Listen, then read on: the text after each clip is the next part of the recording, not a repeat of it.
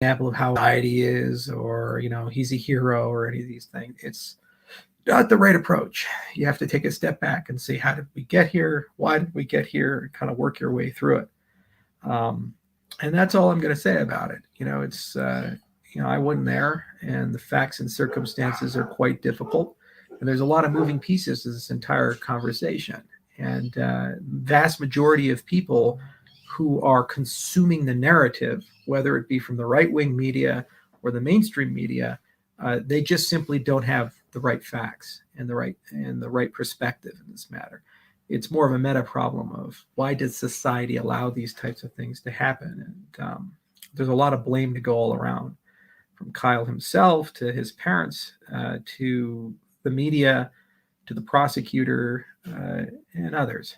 And we just have to move on. And if it's going to be meaningful at all, we have to gain some wisdom as a society in this respect, and hopefully avoid these things from happening again.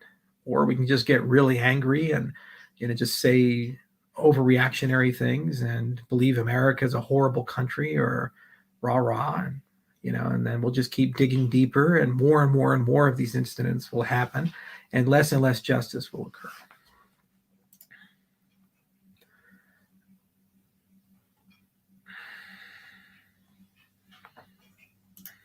How do you make NFTs private so only token holders get access to its content? So NFTs can be made private using zero-knowledge crypto.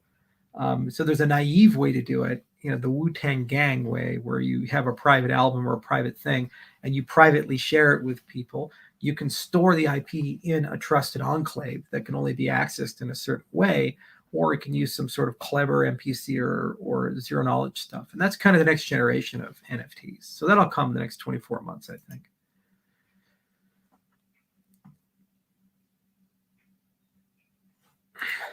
Looking back at your Bermuda TED Talk, what was your proudest moment since then? I'd say the launch of Shelley. That was just a huge burden finally lifted. It was like so many pieces had to come together for Shelley. And also the launch of Goguen and the recent summit that we had was another huge highlight.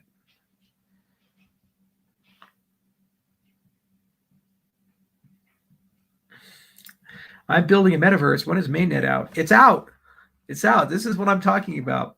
So many lies get told that people actually believe Cardano is not in a mainnet, does not have smart contracts. You can build today, and deploy today, not a year from now, today, to Cardano. We tell you to use the testnet because you're using fake ADA and you can fuck things up and write it the wrong way. And then you can fix it. If you're using the mainnet, it's real money. And, if you screw something up, that's on you and your users.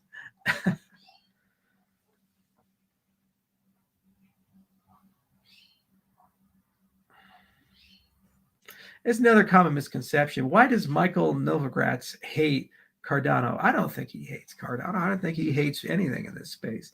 Guy is talking its book. When you're a billionaire and you've made bets, bet, you're going to talk your book, and you're going to do those bets, and things are outside your scope. That is what it is. If he had bought ADA, he'd be saying we're the greatest thing ever. I talked to 20 brilliant people, and they all tell me Cardano is the best thing ever. So people talk their book. So it tells you a lot who criticizes you. Look at the criticism Bitcoin is getting right now. Hillary Clinton is coming out, and all these swamp creatures are coming out. And Bitcoin is bad. It's destabilizing the U.S. economy. It's this terrible thing. The people who love the legacy system and control and are creatures of the swamp are saying cryptocurrencies are a threat. Why? Because you get to be your own bank. You get a deflationary monetary instead of an inflationary monetary policy. You don't get to print 40% of all the money in circulation in the last 18 months. You see, so people talk their book. The political class has a book. The banking class has a book. The VC class has a book, and so forth. And it is what it is. And so don't put undue emotions or feelings in this respect. Things change. In 24, 36 months, if we pull off all the stuff we say we're going to pull off, you'll probably be our biggest fan and say, oh, well, that was the past. and you welcome them with open arms because they're mercenaries in that respect. Charles, what are your thoughts on rollups, ZK, Syncs, Starkware-like solutions, Cardano? Can Hydra and rollups go hand in hand? You said rollups will be big in 5 to 10 years, but it's already here. Well, they are and they aren't. They are for certain classes of problems and use cases, but they're getting better year by year. And when I say big in 5 to 10, meaning I say every system has some notion of that. I think it'd be easier to do rollups in extended UTXO style model than it would be in an account style model. And the thing is, we'll get rollups for free with Mamba. So when the EVM sidechain comes, those rollup infrastructures can and will be rolled over as a scalability solution for the EVM sidechain. Now, the question is, do we need rollups on the main chain? I think as a continuation of the Mithril research stream, probably something that can be done. And actually, I suspect several DEXs are going to move in that particular direction. So it's definitely something there. It's a buy instead of build because there's already a lot of great solutions. And it's important to understand they're L2. So they're somewhat agnostic, and we'll get them on the Ethereum side first, but certainly it's going to be fun to port some of those to the extended UTXO model. And we have a lot of ZK infrastructure we've designed, like Sonics, for example. And we've seen a lot of great progress with Plonk, and there's a lot of next generation ZK stuff that's coming online. Now, Starkware made some interesting design choices, which were future-proof from a prescient viewpoint. I think they use some hash-based crypto, so they're post-quantum. But they're not quite as efficient as the classical stuff that's there. But it's a fast-growing field, and we're pragmatic as anybody else. And that actually is a great venture for somebody wanting to do something on Cardano.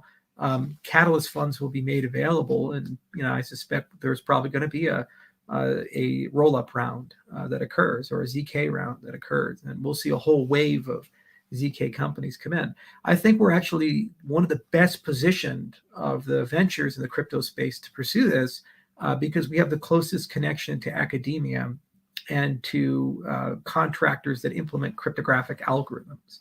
For example, Galois is the entity that's implementing Mithril at the moment, and they're incredible at cryptographic engineering. They're a very, very smart company. It would not be hard to extend that contract to say, hey, let's go do some roll-up stuff and so forth. So 5 to 10 for the really good stuff, but you're absolutely right. There are intermediate solutions that exist, and they'll percolate their way in.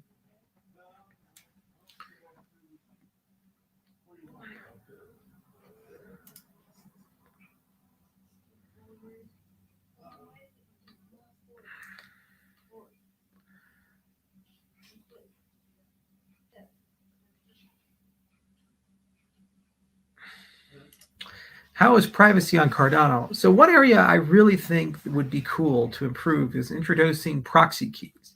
So it's something I've been wanting to do for a while, and we're having discussions on the best way to do it, but a separation of the cold and hot infrastructure. So the basic idea is you can have 3 keychains: spending key, voting key, and staking key. There's a kind of a primary, secondary. So the primary would be the spending, and the secondary would be the staking and delegation. The staking and voting keys, excuse me.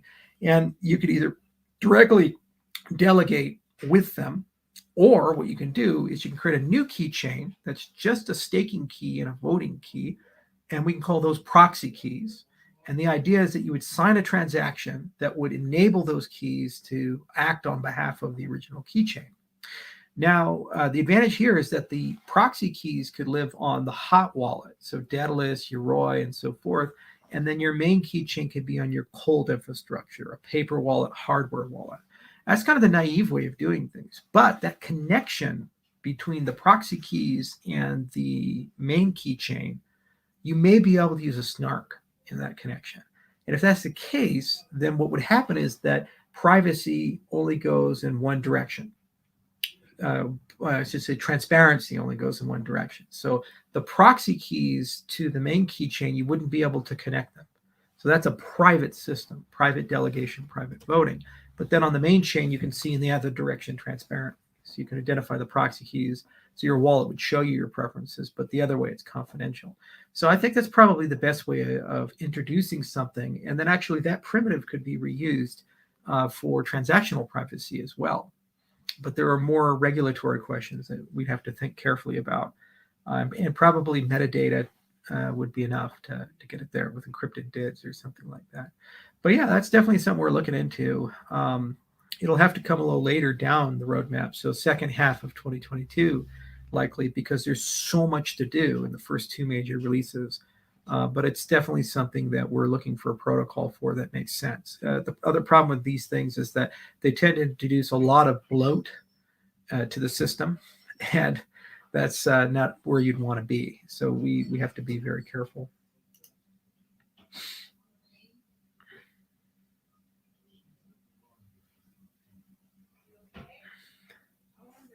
And true to form, this is actually the question I was addressing earlier. What can the average person who doesn't understand programming do to help Cardano succeed? That's why that class needs to exist.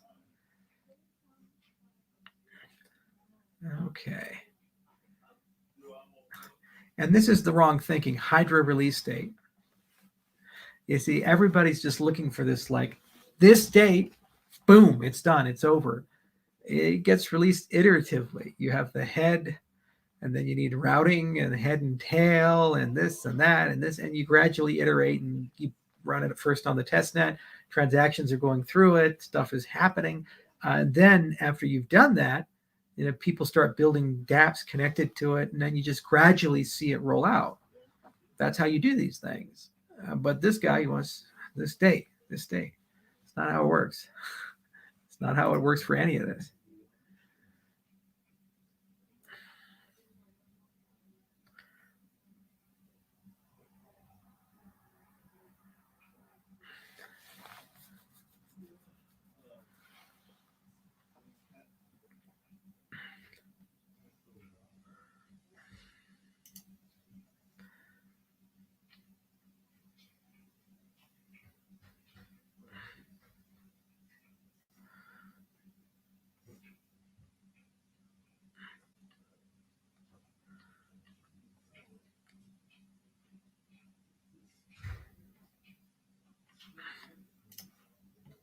Yeah, this is another example. Clown, where is the Dex, Charles? Talk to Sunday, talk to Mel, talk to all these guys. There's like 12 of them that are currently building. We're 4 months into smart contracts. Let's count that. September and October, November. Did I count that wrong? Did I count it wrong? Exactly. Did I? I don't know how to count. But all you do is sign useless MOUs. So building relationships with heads of state, nation states that control tens of millions of people and can bring in billions of transactions a month to our system is a bad deal. Oh, okay, I guess that's not my job. And do AMA, so communicating with my community is a bad deal. Oh, okay. And cherry pick questions. Well, I took your question, clown again, and other devs do 100-hour work weeks. So you want the CEO of the company to do 100-hour work weeks doing what exactly? Programming? We are number one for GitHub commits usually on for development. So tons of code is being written on a daily basis. But maybe we should write more code. Okay. Hey, we could be part of the $10.5 billion club of money that was lost or stolen. How about we do that? Or let's just abandon all of our principles, right? So we just release shit, hope it works. Who knows? Okay. Or we just do a Tron. Let's just fork stuff, take other people's stuff, right? So we could be fast to market, right? More clowns. Yeah. It's the mindset, you know.